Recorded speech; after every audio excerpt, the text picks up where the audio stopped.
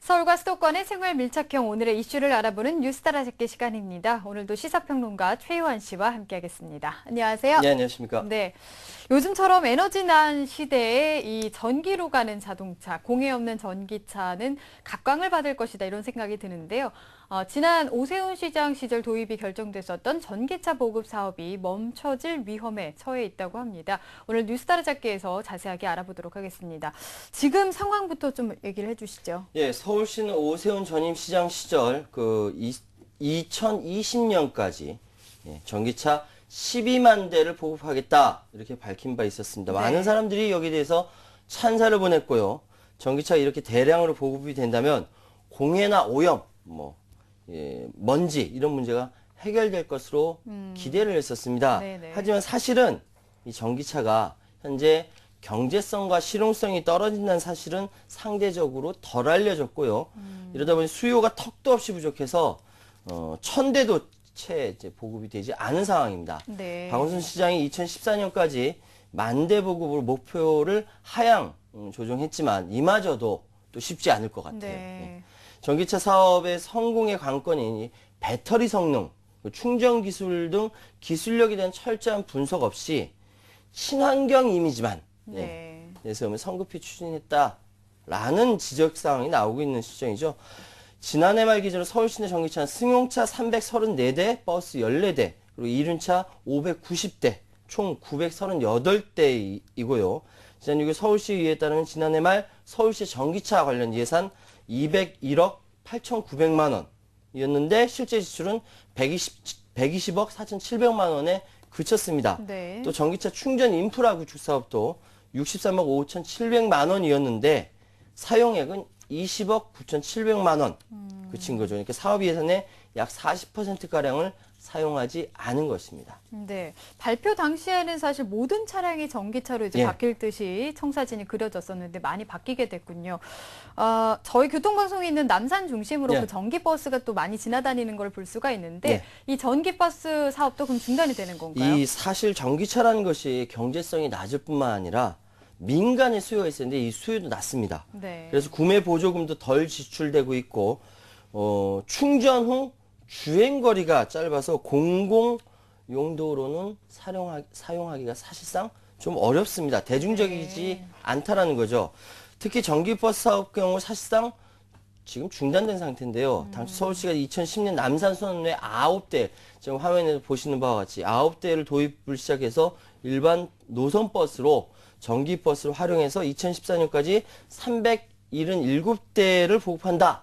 이 계획이었어요. 근데 아직 14대만 전기버스가 보급된 건데 일반 버스용 전기버스는 내부 검토 단계에 중단이 됐습니다. 왜냐하면 전기버스 주행거리가 최대 30km밖에 되지 않는 겁니다. 네. 근데 보통 노선 길이가 평균 35km에서 40km 일반 버스로는 사용하기 어렵다는 거죠. 더 많이 갈 줄 알았는데 생각보다 그것밖에 굉장히 안 됩니다. 짧네요. 네. 예. 게다가 비용도 만만치 않습니다. 전기버스 구입 비용이 한 대당 4억 9,500만 원, 5억 원이 다 되고요. 네. 1억 원가량의 또 배터리도 필요해서 1억 원 정도의 정부 보조금을 감안한다 하더라도 일반 버스는 평균 한 1억 원 정도 되거든요. 네네. 그렇다고 한다면은 거기에 비해서는 너무 비싼 거죠.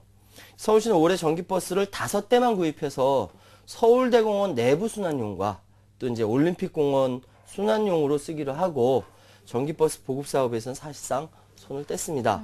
이에 따라서 지난해 50억 9천만 원 책정됐던 전기버스 사업 예산은 24억 7,500만 원이 지출되는데 그쳤고요. 서울시 관계자 이런 얘기하죠. 그러니까 전기버스 사업은 주행거리 증가 기술이 이루어지기 전까지는 일단 보류하기를 했다. 힘들다는 겁니다. 네. 결국은 기술력 문제인데 너무 좀 이르게 시작한 감이 좀 있습니다. 그 발표 당시에 기억이 나는데 전기 이륜차가 꽤 기억에 남거든요. 인상적이었었는데 이걸 타고 출퇴근하게 되면 비용이 참 적게 들겠다는 생각이 들었어요. 그건 어떤가요? 안타깝게도 우리 김보빈 아나운서의 전기 이륜차 타고 출퇴근하기 이거 좀 접으셔야 될 것 같습니다. 네. 이 전기 이륜차 역시 경제성 부족으로 애를 먹고 있습니다. 사실 전기 이륜차의 출고가가 385만 원입니다. 그렇게 비싸요? 예, 꽤 비싸죠. 네. 그런데 여기에 정부와 서울시가 보조금을 각각 125만 원씩 그러니까 250만 원 보조금을 지급합니다. 네. 그러면 얼마에 실제 구입하냐면 135만 원에 구입하게 되거든요. 그러니까 이거 웬만한 휘발유 그 이륜차하고 비슷한 가격이에요. 그런데 포기해야겠네요. 예. 네. 전기 이륜차는 충전 후에 주행 거리가 55km밖에 되지 않습니다. 그러니까 원래 기대했던 그 배달업소들 많이 구입하겠다 생각했는데 여기서 외면받고 있는 실정이죠. 그래서 네. 가격이 비슷하다면 기왕이면은 마음먹은 소비자들이 그 저 휘발유 이륜차 선택하지 전기 이륜차 선택하겠습니까? 네. 그래서 배달업소도 외면한 거고. 그나마 서울시의 전기차 사업의 체면을 좀 간신히 채워주고 있는 것이 바로 전기 승용차입니다. 지난 5월 시작한 전기차 쉐어링 사업, 전기차 보급에 물꼬를 텄는데요. 서울시에 보급된 217대 전기차 가운데 184대가 카쉐어링 업체들의 것이고요. 네. 전기 승용차 레이 EV 기준으로 가격이 4,500만 원이지만 정부가 1,500, 서울시가 1,500. 그래서 3천만 원의 보조금이 지급되고 있는 거죠. 네. 현실적으로 아직까지는 좀 괴리가 많이 있군요. 예. 네. 앞으로 이 서울시는 전기차 프로젝트에 대해서 어떤 계획을 갖고 있을까요? 예, 일단 서울시는 앞으로 전기차 보급 사업을 재검토해서 현실성 있게 접근하기로 했습니다. 그러니까 지난해 137억 원이었던 전기차 보급에서 올해 63억 원, 네. 뭐 절반가량 줄어들었고요. 충전 인프라 구축 사업도 지난해 63억 원대에서 올해 27억 원대로 확 줄었습니다. 네. 예, 서울시 고위 관계자는 이런 말 하죠. 2010년 말에 공공부문이 이렇게 선도해서 보조금 확대 등을 먼저 이렇게 하면은 기술력이 뒤따라올 줄 알았는데 그게 벌써 3년째인데 개발 속도가 너무 느리다. 예, 힘들다는 겁니다.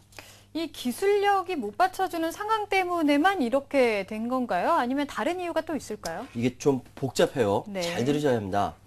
전 세계적으로 전기차가 등장한 것이 사실 100년이 넘습니다. 깜짝 놀라셨죠?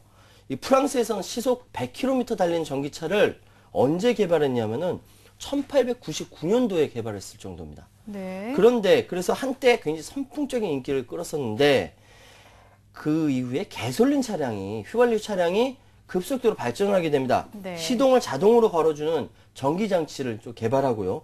속도나 주행거리 지속적인 유가 하락으로 인해서 결국 전기차는 쇠퇴하게 되었습니다. 그 이후 이제 1973년에 중동발 그 오일 쇼크라든지 80년대 말 이후로 커진 지구 온난화에 대한 이 각성은 잊혀졌던 그 전기차의 추억을 되살리기도 했었습니다만 전기차로 인해서 수입이 줄어들 것을 걱정한 소위 정유회사라든지 이를 옹호하는 미국의 부시 정권에 들어선 이후로는 외국에서도 그야말로 전기차는 아른거리는 추억으로만 남아있을 뿐입니다. 네. 참 이게 문제인데. 국내로 눈을 돌려보면요. 마찬가지입니다. 국내에서는 이명박 정부 시절에 2020년까지 총 100만 대의 전기차를 공급하겠다는 원대한 계획을 세웠는데 이른바 녹색 성장 시대다라는 것이죠. 그런데 이제 박근혜 정부가 녹색 성장 대신 창조 경제를 들고 나오면서 이 추진력이 크게 떨어졌습니다. 전기차 관련 환경부 예산이 지난해 537억 원에서 올해 276억 원으로 반토막 난 것이 바로 그 대표적인 사례인데요. 네.